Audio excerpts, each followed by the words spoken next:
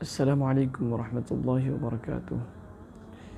نحمدہ ونصلی ونسلم علی رسولہ الکریم، اما بعد۔ الصلاۃ والسلام علیک یا رسول اللہ صلی اللہ تعالی علیہ وسلم۔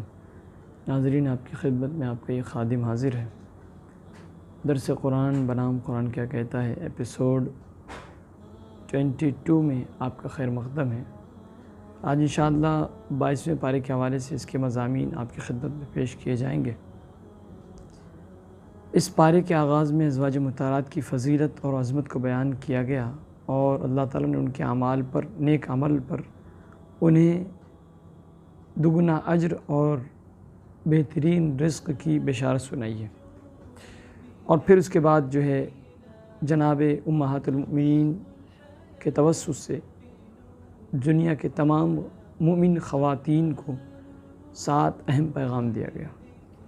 پہلا یہ ہے کہ کسی نامحرم کے ساتھ بات کرتے ہوئے نرم لہجہ، نرم گفتاری کا معاملہ نہ اختیار کریں اور ضرورت کے مطابق بات کریں۔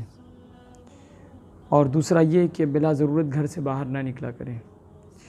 تیسرا یہ کہ سابقہ جہالت کے طور طریقے کے مطابق بے پردگی کا مظاہرہ نہ کریں۔ چوتھا یہ کہ نماز کی پابندی کریں۔ پانچواں یہ کہ زکوٰۃ دیا کریں۔ چھٹا یہ کہ اللہ اور اس کے رسول کی اطاعت و فرمانبرداری کریں۔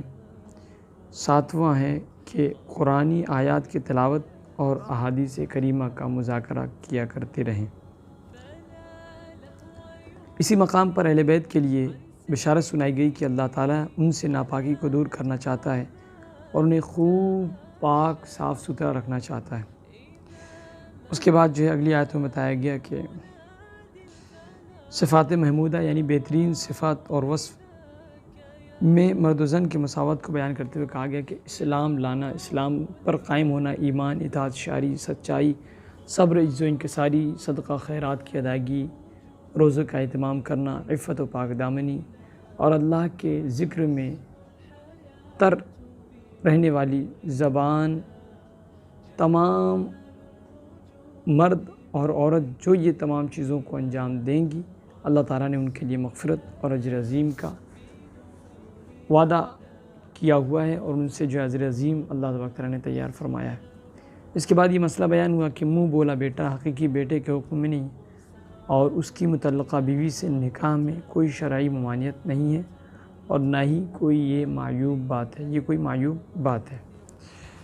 اس کے بعد وہ مزید اگلی آیتوں میں بتایا گیا۔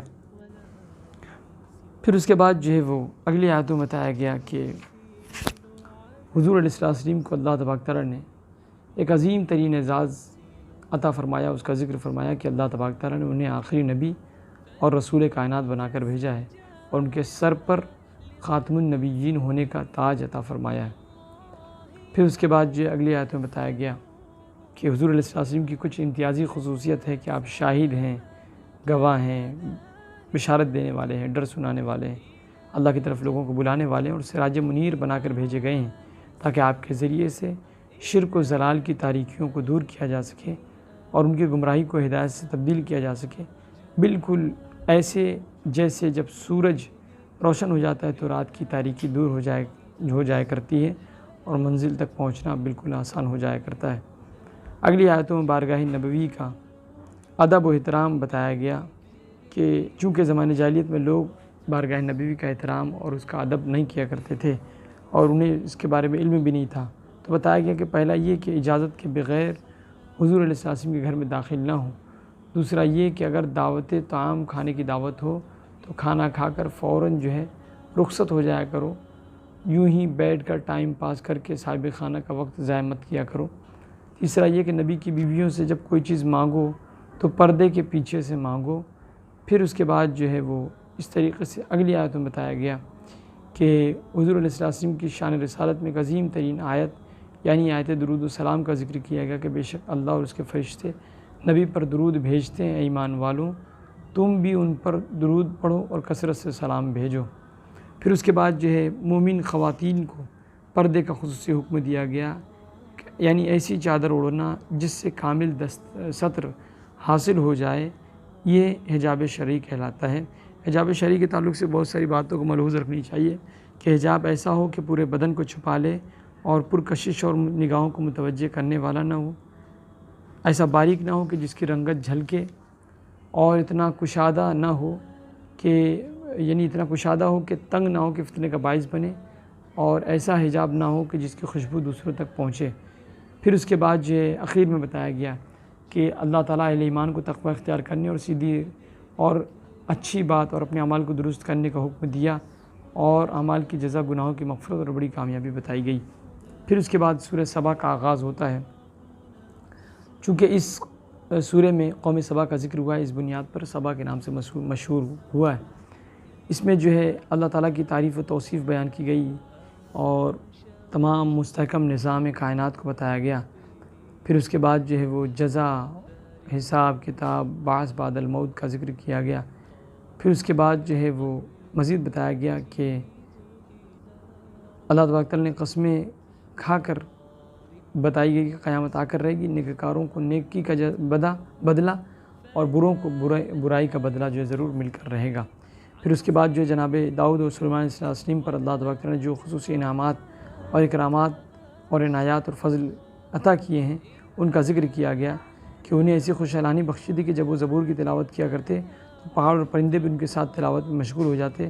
لوہا ان کے ہاتھوں میں ایسا نرم کر دیا گیا تھا کہ جس سے جس طرف چاہتے اسے وہ موڑ دیا کرتے تھے، اور پھر اس طریقے سے بہت ساری نعمتوں کا ذکر کیا گیا۔ پھر اس کے بعد بتایا گیا کہ اللہ تبارک تعالیٰ نے انہیں ان تمام چیزوں کے عطا کرنے کے بعد وہ دونوں جو ہے ہمارے شکر گزار بندے تھے۔ پھر بتایا گیا کہ انسانوں کی فطرت تو یہ ہے کہ جیسے ہی کوئی نعمت پاتا ہے تو اللہ کو بھول جایا کرتا ہے اور شکر ادا بھی نہیں کرتا، جبکہ عمومی صورت انسانی یہی رہی ہے کہ اللہ کے بندوں میں سے شکر کرنے والے بہت ہی تھوڑے ہوتے ہیں۔ پھر اس کے بعد جو جناب سلیمان علیہ السلام کے حکم سے تعمیرات میں مصروف تھے جنات، تو ایسا ہوا کہ جناب سلیمان علیہ السلام جو ہے وہ انتقال کر گئے اسی درمیان میں، مگر جنات کو ان کی وفات کا پتہ تب چلا جب دیمک نے ان کے عصا کو کھایا اور جس سے وہ ٹیک لگائے ہوئے تھے، اور پھر وہ زمین پر گر گئے۔ تو اب جنات کہتے ہیں کہ اگر ہمیں غیب کا علم ہوتا تو ہم جو ہے اتنی پریشانی کیوں اٹھاتے، اور پھر جو ہے ہم اس طریقے سے ختم کر کے وہاں سے بھاگ گئے ہوتے۔ اس سے بھی معلوم ہوا کہ موت انبیاء کے اجسام پر، جسم پر، بدن پر کوئی طبی اثر مرتب نہیں کرتی۔ یہ وجہ ہے کہ جنات کو جناب سلیمان کی موت کے زمانے کا پتہ بھی نہ چل سکا۔ پھر اس کے بعد جو بتایا گیا کہ قوم سبا کی بستی کا ذکر ہے کہ اس میں ارباب علم، دانش اور عقل و خیرت والوں کے لیے درس و عبرت کے بہت سارے سامان موجود ہیں۔ وہ اصل میں زراعت پیشہ لوگ تھے، زراعت تجارت کرتے تھے، ایگریکلچر سے منسلک تھے۔ رزق فراوانی، صحت افزا آب و ہوا، زرخیز زمین، باغات اور بہت ساری نعمتیں انہیں عطا کی گئی تھی، اور حال یہ تھا کہ نہ انہیں گرمی نہ دھوپ، اور پانی کے لیے اس کا احساس ہوتا تھا، پانی کے لیے ذخیرہ موجود تھا ان کے پاس، بہت ساری نعمتیں کی گئی تھی۔ اور پھر یہ حکم دیا گیا تھا کہ روزی کھاؤ اور اللہ کا شکر ادا کرو کہ پاکیزہ شہر ہے، گناہوں کو معاف کرنے والا رب ہے۔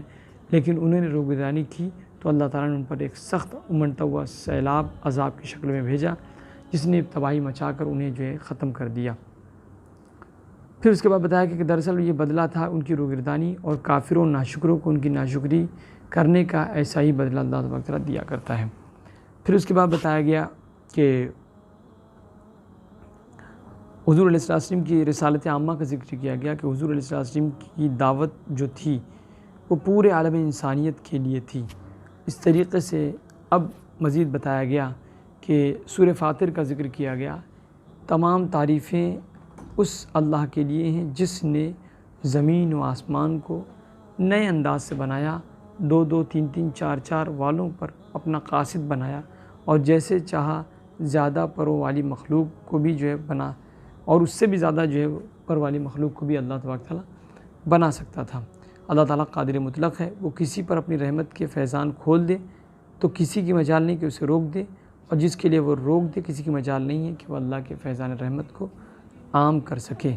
تو اللہ تعالیٰ کی نعمتوں میں غور و فکر کر کے فیصلہ کرو، اور زمین و آسمان میں اس کے علاوہ کون خالق کہلانے کا مستحق ہیں۔ پھر اس کے بعد بتایا گیا کہ ساری عزتیں جو ہم نے دنیا والوں کو دی ہیں اور دنیا والوں کو دیتے ہیں، ان تمام عزتوں کا حقیقی حقدار تو اللہ تبارک و تعالیٰ ہے، اور اللہ کے لیے ہی عزت ثابت ہے۔ لہٰذا جو عزت چاہتا ہے وہ عزت والے کے دامن سے وابستہ ہو کر اپنا مقصد حاصل کر سکتا ہے۔ پھر اس کے بعد جو وہ قیامت کے دن کا تذکرہ کیا گیا اور بتایا گیا کہ کوئی بوجھ اٹھانے والا دوسرے کا بوجھ نہیں اٹھائے گا، یعنی ہر ایک کو اپنے اپنے عمل کا جواب دہ ہونا پڑے گا۔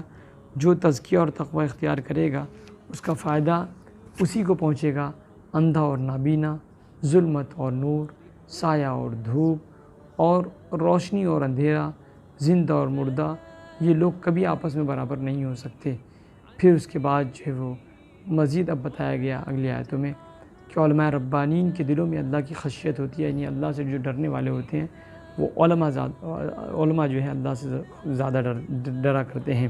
پھر اس کے بعد جو بتایا گیا کہ زمین و آسمان کو بھی اللہ تبارک تعالیٰ نے جو ہے وہ گرنے سے بچایا ہوا ہے، وہ انہیں ان کے مرکز سے ہٹنے نہیں دیتا، اور اگر وہ اپنے مرکز سے ہٹ جائیں تو اللہ کے سوا کون ہے جو ان کو اپنی جگہ پر قائم کر سکتا ہے۔ آخر میں فرمایا گیا کہ اللہ تعالیٰ لوگوں کی بدعمالیوں کی وجہ سے ان کی گرفت تک فرمانا شروع کر دے تو زمین پر شاید ہی کوئی جاندار زندہ بچے، لیکن وہ ایک وقت مقررہ تک انہیں ڈھیل دے رہا ہے۔ جب وہ وقت آ جائے گا، کامل عدل کا نظام حرکت میں آئے گا، تو اللہ تبارک تعالیٰ جو ہے اس دن انصاف اور فیصلہ فرمائے گا۔ اللہ تعالیٰ اپنے بندوں کو خوب دیکھ رہا ہے۔ سورہ یاسین کا آغاز ہوتا ہے۔ اس صورت میں بے پناہ فضائل اس کی ہیں اور بے شمار باتیں اس میں موجود ہیں، اور اس کی جو ہے وہ اکثر تلاوت کی جاتی ہے۔ یہ دراصل قرآن کریم کا دل ہے، اور ابتدا میں قرآن کریم کی حکمتوں کا بیان کیا گیا کہ یہ حکمت والی کتاب ہے۔ نیز یہ کہ نزول قرآن کا مقصد غافل لوگوں کو اللہ کے عذاب سے ڈرانا ہے اور ان پر حق کی حجت کو قائم کرنا ہے، لیکن کچھ سرکش لوگ ایسے ہیں جن پر دعوت و تبلیغ کا کوئی اثر نہیں ہوتا۔ پھر اس کے بعد بتایا گیا مزید اگلی آیتوں میں بتایا گیا کہ اللہ تبارک تعالیٰ جو ہے دعوت حق اور توحید کے لیے اپنے انبیاء کی ایک بستی جو ہے اپنی انبیاء بستی انطاکیہ کے مشرکین کی طرف بھیجے۔ جب وہ پیغام ہدایت لے کر وہاں پہنچے تو بستی والے راہ ہدایت پر چلنے کے لیے آمادہ نہ ہوئے، اور ان پیغمبروں کی نہ صرف تکذیب کی بلکہ ان سے جو ہے ان کو غلط کہا، اور پھر یہ کہا کہ تمہاری نحوست سے ہم مہنگائی اور باہمی اختلافات سے پریشان اور مبتلا ہو چکے ہیں۔ انہوں نے فرمایا نحوست کی اصل وجہ تمہاری ہٹ درمی ہے اور اللہ کے پیغام کو تسلیم کرنے سے انکار کرنا۔ دراصل اس وجہ سے نیز یہ کہ اب ان لوگوں نے کہا کہ انبیاء علیہ السلام کے تعلق سے کہ سنگسار کرنے اور دردناک عذاب دینے کی انہیں دھمکی دی۔ انبیاء نے ان پر حجت الہیہ قائم فرما دیا۔ اسی درمیان میں بستی والوں کا مقابلہ کرنے کے لیے شہر کے آخری حصے سے کنارے سے ایک شخص جس کا نام حبیب نجار تھا، جو دعوت حق قبول کر چکا تھا، دوڑتا ہوا آیا اور کہنے لگا، اے میری قوم، ان رسولوں کی پیروی کرو، اس میں تمہارے لیے خیر ہے۔ اور یہ بات بھی ہے کہ یہ تو اولاً تم سے کچھ اجر و انعام طلب نہیں کر رہے ہیں، بلکہ وہ بھی ہدایت پر ہیں اور وہ یہ چاہتے ہیں کہ تم بھی ہدایت پر ہو جاؤ، تو یہ کیوں نہیں ان کی بات مانتے، تم ان کی بات مان لو۔ اس طریقے سے جو ہے وہ یہ واقعہ اور مزید جو ہے 23ویں پارے میں بیان کیا گیا ہے۔ انشاءاللہ یہ گفتگو 23ویں پارے میں آپ سماعت کریں گے۔ اللہ تبارک تعالیٰ ہمیں اپنے مخلصین میں شامل فرمائے، قرآنی تعلیمات کو فروغ دینے اور قرآن تعلیمات پر ہم سب کو عمل کی توفیق عطا فرمائے۔ دوران گفتگو جو بھی خطا ہوئی پروردگار مجھے معاف فرمائے۔ استغفر اللہ ربی من کل ذنب و اتوب الیہ۔ السلام علیکم ورحمۃ اللہ وبرکاتہ۔